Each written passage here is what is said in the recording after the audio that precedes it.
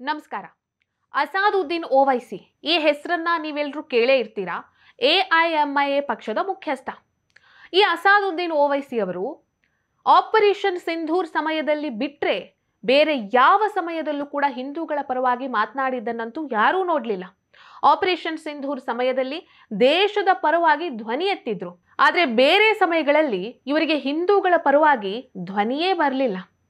ಈಗ ಇದೇ ಅಸಾದುದ್ದೀನ್ ಓವೈಸಿ ಅವರು ಮೋಹನ್ ಭಾಗವತ್ ಅವರು RSSನ ಮುಖ್ಯಸ್ಥ ಮೋಹನ್ ಭಾಗವತ್ ಅವರು ನೀಡಿರುವಂತಹ ಒಂದು ಹೇಳಿಕೆಯನ್ನ ಕೇಳಿ ಕೆಂಡಾಮಂಡಲರಾಗಿ ತಾವು ಒಂದು ಹೇಳಿಕೆಯನ್ನ ನೀಡಿಬಿಟ್ಟಿದ್ದಾರೆ.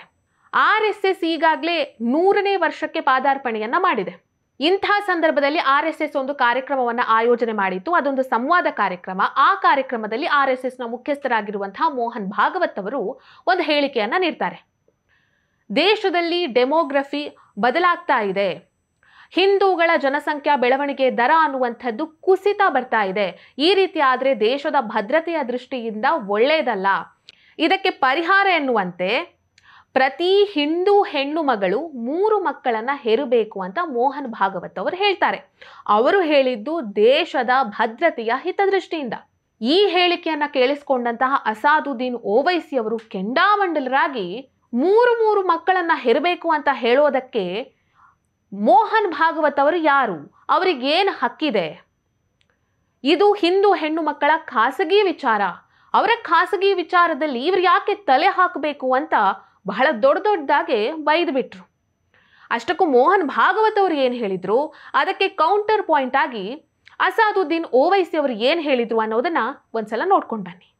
2 के बाद पॉइंट मैं तो जानवरों का डॉक्टर हूं, उधर ये विषय ही नहीं है। मनुष्यों के डॉक्टर मुझे ये बता दें। फिर अपने देश की पॉलिसी है पॉपुलेशन पॉलिसी, वो 2.1 रिकमेंड करती है। अब वो देश का एवरेज 2.1, ये तो ठीक है, लेकिन संतान होती है तो 0.1 संतान कभी होती नहीं।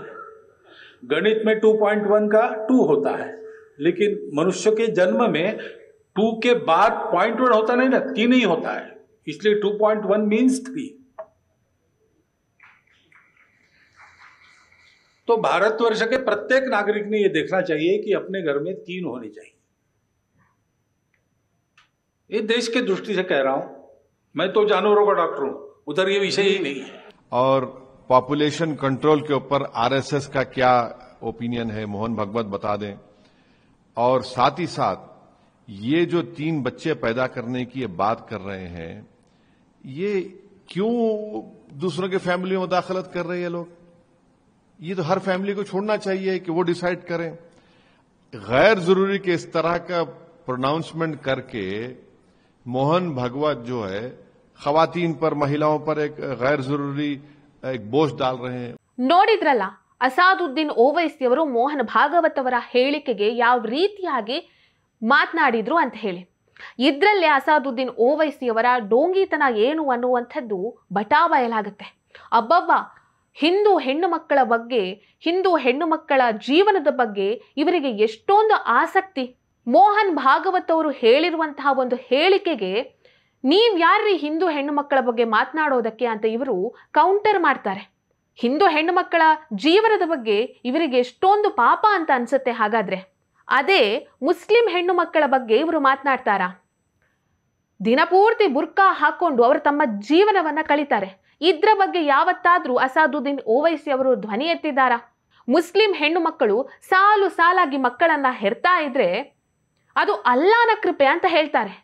ಆ ಹೆಣ್ಣು ಮಕ್ಕಳಿಗೆ ದೈಹಿಕವಾಗಿ ಎಷ್ಟು ಹಿಂಸೆ ಆಗಿರಬಹುದು, ಅವರು ಮಾನಸಿಕವಾಗಿ ಎಷ್ಟೊಂದು ವ್ಯಥೆಯನ್ನ ಪಟ್ಟಿರಬಹುದು, ಅದರ ಬಗ್ಗೆ ಅಸಾದುದ್ದೀನ್ ಓವೈಸಿ ಅವರು ಯಾವತ್ತಾದ್ರೂ ಧ್ವನಿ ಎತ್ತಿದ್ದಾರಾ?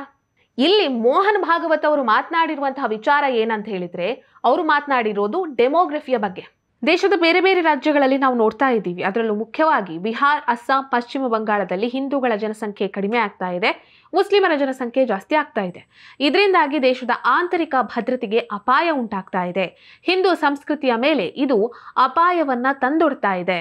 ಈ ಎಲ್ಲ ವಿಚಾರಗಳನ್ನ ತಲೆಯಲ್ಲಿ ಇಟ್ಟುಕೊಂಡೇ ಮೋಹನ್ ಭಾಗವತ್ ಅವರು ಪ್ರತಿಯೊಬ್ಬ ಹಿಂದೂ ಹೆಣ್ಣು ಮಗಳು 3 ಮಕ್ಕಳನ್ನ ಹೆರಿ ಅಂತ ಹೇಳಿದ್ದು. ಇದಕ್ಕೆ ಅಸಾದುದ್ದೀನ್ ಓವೈಸಿ ಅವರು ಇಷ್ಟೆಲ್ಲ ದೊಡ್ಡ ದೊಡ್ಡ ಮಾತುಗಳನ್ನು ಆಡಿಬಿಟ್ರು. ಇದೇ ಓವೈಸಿ ಅವರು ಜನಸಂಖ್ಯಾ ನಿಯಂತ್ರಣ ಕಾಯ್ದೆಯನ್ನ ಜಾರಿಗೆ ತರ್ತೇವೆ ಅಂತ ಹೇಳಿದಾಗ ಬಹಳ ದೊಡ್ಡದಾಗಿ ಮಾತನಾಡಿದ್ರು. ಮುಸ್ಲಿಮರ ಜನಸಂಖ್ಯೆಯನ್ನ ಕಡಿಮೆ ಮಾಡೋದಕ್ಕಾಗಿ ನೀವು ಈ ರೀತಿ ಸಂಚು ರೂಪಿಸ್ತಾ ಇದ್ದೀರಾ, ಇದು RSS ಮಾಡಿರುವಂತಹ ಸಂಚು ಅಂತ ಕೂಗಾಡಿದ್ರು. ಈ ವಿಡಿಯೋ ನಿಮಗೆ ಇಷ್ಟ ಆಗಿದ್ದಲ್ಲಿ ಲೈಕ್ ಮಾಡಿ, ಶೇರ್ ಮಾಡಿ, ಕಮೆಂಟ್ ಮಾಡಿ. ನೀವಿನ್ನೂ ನಮ್ಮ ಹೊಸ ದಿಗಂತ ಡಿಜಿಟಲ್ ಚಾನೆಲ್ ಅನ್ನು ಸಬ್ಸ್ಕ್ರೈಬ್ ಮಾಡಲಿಲ್ಲ ಅಂದ್ರೆ ದಯವಿಟ್ಟು ಸಬ್ಸ್ಕ್ರೈಬ್ ಮಾಡಿ. ಹೆಚ್ಚಿನ ಮಾಹಿತಿಗಾಗಿ ಪಕ್ಕದಲ್ಲೇ ಇರುವಂತಹ ಬೆಲ್ ಐಕನ್ ಅನ್ನು ಪ್ರೆಸ್ ಮಾಡಿ.